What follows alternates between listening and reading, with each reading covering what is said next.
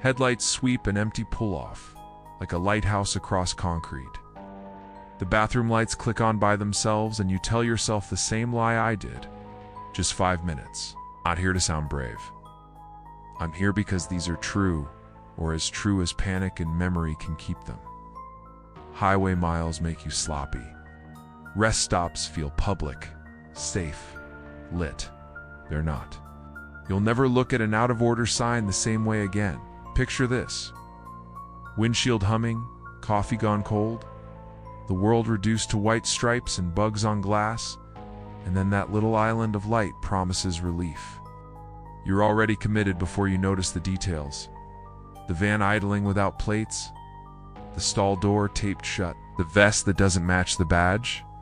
I'll tell you what I saw, what I heard, and what I missed. Keep your seatbelt on. When the door swings, don't lean in.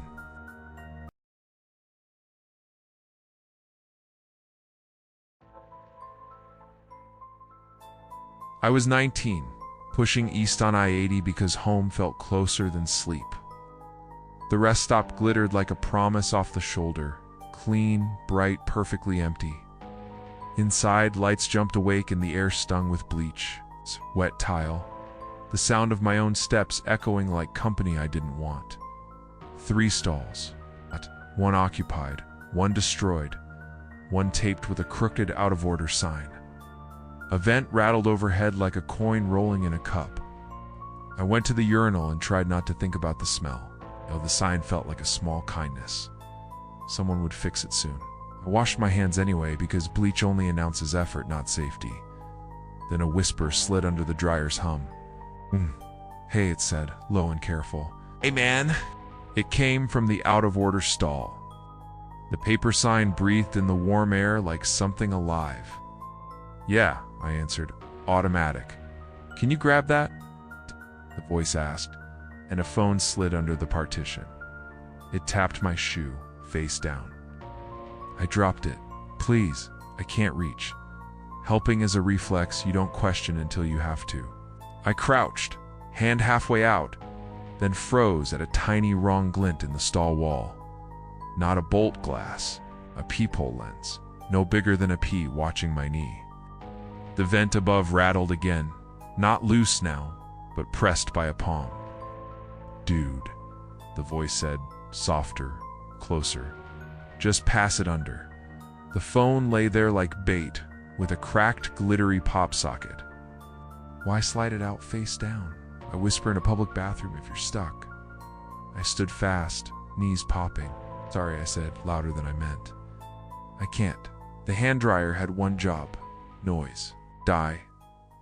I slammed the button, and hot air roared, fogging the mirror. The sign flapped. The whole room seemed to breathe. In the mirror, a man drifted to the door, hood up, hands deep, body angled to pinch my path. You good, bro? He asked, smiling without his eyes. All set, I said, like a line from a safety video. Don't apologize, don't explain, create noise, create space. Hit the dryer again. Fainted toward the paper towel bin, then slipped sideways, shoulder skimming tile. His sleeve brushed my arm.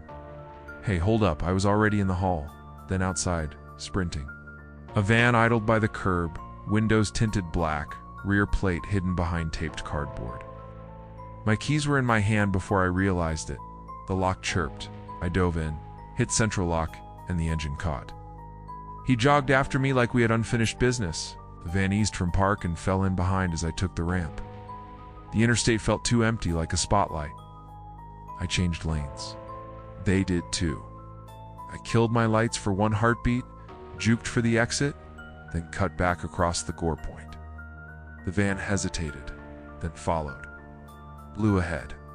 A way station open. I shot into the lane like a confession.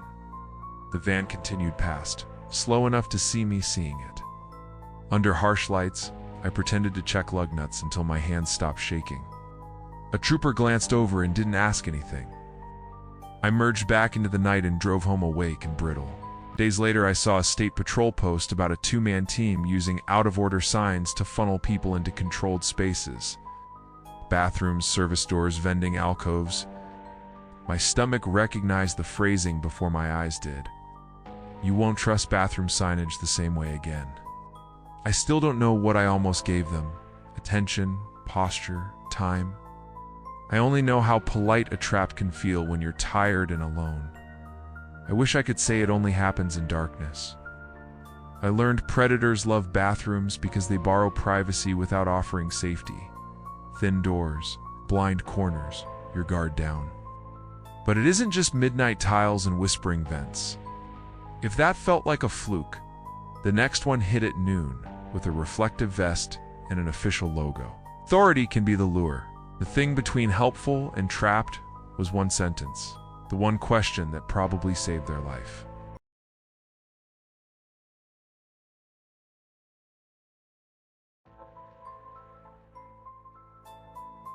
It was noon, and the sky was a clean, empty blue. I walked out with bad coffee and found a white pickup idling inches from my bumper. Amber light bar, lazily strobing. Courtesy Patrol was printed on a bubbled magnet. Man in a reflective vest smiled like a greeter and pointed at my rear tire. Afternoon, got a slow leak, he said. Pop the hood for me, then try the brake lights. The sequence sounded official and wrong. Took 2 automatic steps toward him before my gut remembered the last story. Privacy, ISNT safety. Authority can be a lure. So which department are you with? I asked, staying behind my door and keeping it locked. He tapped a laminated badge that looked inkjet fresh, the seal bleeding, his vest's Velcro lifting. Highway, he said. Badge 1049, his radio crackled. Blue hoodie, right? I was wearing one. A maroon Tahoe drifted nose to nose with my car and idled there, casual as a fence. Heat shimmered. Cicadas screamed. The pickup's plate was hidden by his body. Go ahead and pop the hood, he said smoothly. I'll have you back on the road in 2. I slid into the driver's seat, relocked the door, and put my phone on speaker. 911, I'm at the westbound rest area off I-40, mile marker to 18. Courtesy Patrol Unit here, badge 1049. Silence, air quoted the scene. Tell him to hold the pedal. The operator answered calm. We don't have any unit assigned there right now. Stay in your vehicle. Can you read a plate? The man smiled without his eyes and held out his hand. No need for that. We're just doing our job. I am looking at a white pickup with an amber bar and a magnet that says Courtesy Patrol, I said, narrating like a tour guide. Male, 30s, reflective vest, badge, says 1049. He's asking me to pop the hood and hold the brake. I met his eyes through the glass when I said that part. 2 people walked past with sodas and didn't look twice. That's the trick at noon. Everyone assumes someone else has it handled. I could smell hot rubber and cut grass. My hand hovered over the ignition even though the engine was off. I wasn't giving him my posture or my brake pedal. I kept the windows up and the seatbelt on, breathing slow on purpose. I read the pickup's plate, slow as a spelling bee. The Tahoe instantly reversed and rolled away. The white truck clicked into drive. The door magnet peeled at a corner and fluttered like a tongue. He dipped his head, almost apologetic, climbed in, and left as if late to a meeting. A real trooper arrived 10 minutes later and treated it like Wednesday. No state-run patrol worked that rest area at lunch, he said. It happens.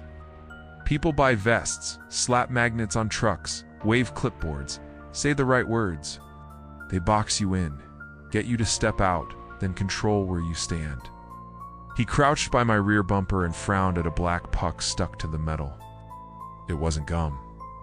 It had a dead, blinking red eye. Popped it off with a gloved hand and dropped it into a bag. Tracker, he said. It probably tagged you at the gas station. He told me to vary routes, watch mirrors, and check under the car whenever I stopped. I drove off feeling like my sedan had been carrying a secret with my name on it. You'll want to check under your car after this? Bright blue sky didn't make it safe. Storms could make it worse. Snow doesn't care about daylight. It's one thing to be cornered at noon. It's another to be snowed in, power flickering. with a door that only opens from one side. Daylight gave me witnesses. Winter gave me echoes. The building itself turned predatory, maintenance corridors breathing, vending alcoves humming. Footprints where there weren't enough voices. You learn how big silence is when the storm swallows the highway. The last story isn't outside the rest stop, inside, waiting.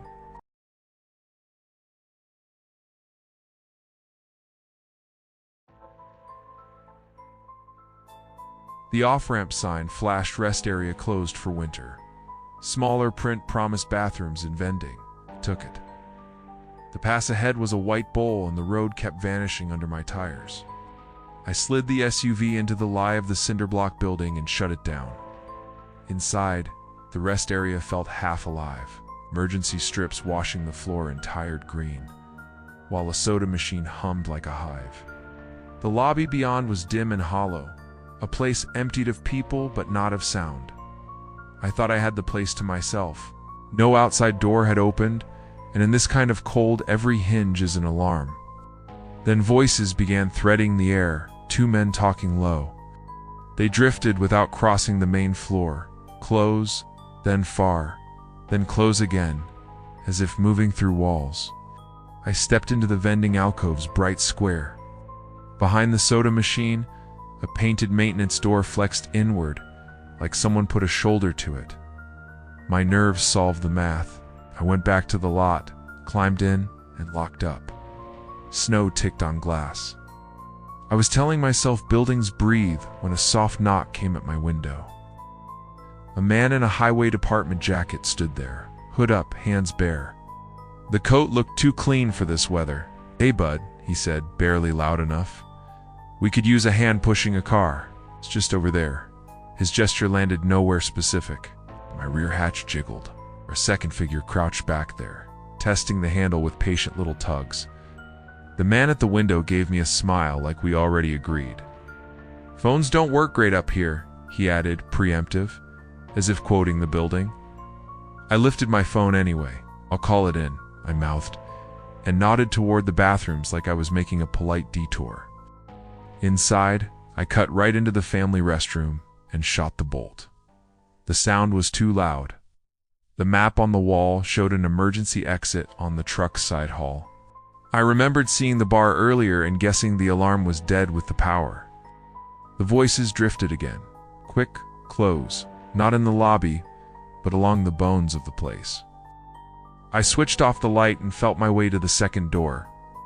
The push bar sagged and the storm pressed flat against me. I kept one hand on brick and followed the corner until the yellow wash of idling trucks found me. A cab door opened. The driver hauled me up and shut out the wind with a practiced thud. Heat and diesel and the low murmur of ACB turned the cab into a pocket of summer. "You lost?" he asked.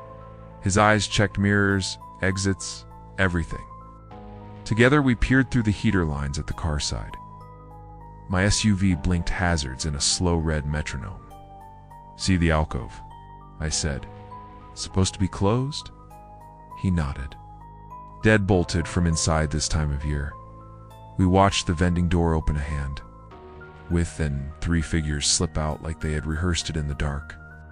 The one in the highway department jacket tipped his hood toward the exterior camera, but the brim made a cutout where his face should be. They moved tight along the wall, then crossed into drifting white, and the storm ate them in pieces. The driver thumbed his mic, asked if anyone else saw movement near the building. Only static answered. Trooper finally made it up the pass hours later. He said the alcove door locks from the inside on winter mode. No exterior handle. He asked how they got out.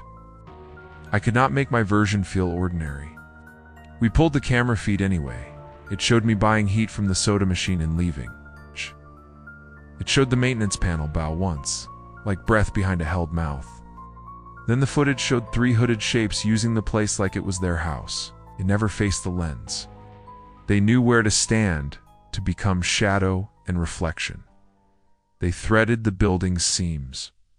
The camera captured motion, but not people, intent, but not identity.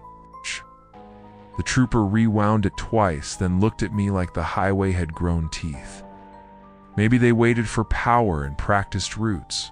The building staged solitude, and I believed it, until the vending wall breathed behind glass.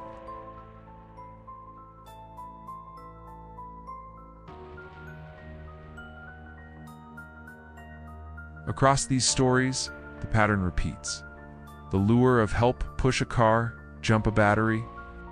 The gloss of authority, highway department jackets, courtesy patrol, and the building itself as accomplice. Utility doors, service corridors, half-lit alcoves, little details carry the weight. Mismatched badges, clean coats in filthy storms, plates hidden by grime or frames, no frost on idling hoods. Magnets or air tags under bumpers, cameras that catch motion but not faces. Rest areas sit on a thin line between public safety and isolation, bright signage, traffic nearby, help minutes away. Nights are fine. The few that aren't hinge on seconds and small tells. Have you seen courtesy patrol at night or found trackers under your car? Drop your experience below. Your story might be the details someone else needs. Keep it simple and calm. Park near truckers and lights. Back in when you can. Keep doors locked. Crack the window a finger's width to talk. Call highway patrol rather than following strangers. Give utility doors and blind alcove space. Glance under bumpers and wheel wells, and trust your gut. If something feels off, leave. For your next pit stop, remember, these stories didn't start scary. They got that way in about 30 seconds.